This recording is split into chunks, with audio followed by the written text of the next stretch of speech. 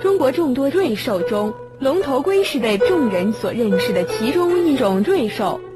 在写字台上摆放一只龙头龟，则会在工作上得到贵人的扶持，得上司欣赏，所以工作方面会十分顺利。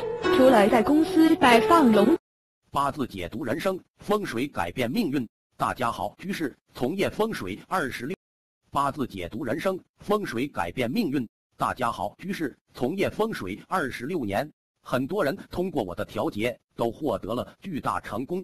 针对八字测算、风水布局、命理分析、事业财运、手相面相、感情婚姻有独到专研见解。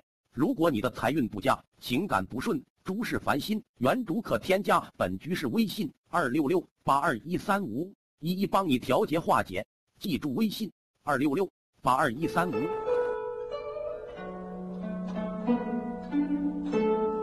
大家常常在各种图画上看到画有5只蝙蝠的画面，这便是五福临门之意。据《尚书》云：福有5种，一曰寿，二曰富，三曰康宁，四曰做好德，五曰考中命。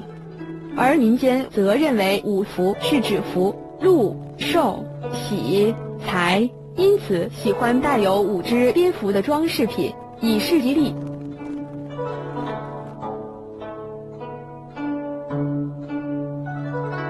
在中国很多地方都有塔，而在崔文昌，令人聪明，便会借助文塔了。一般文昌塔高9层或13层，摆放在文昌位则可令人思维敏捷；如果摆放在写字台附近，则利文实，助工作效率高。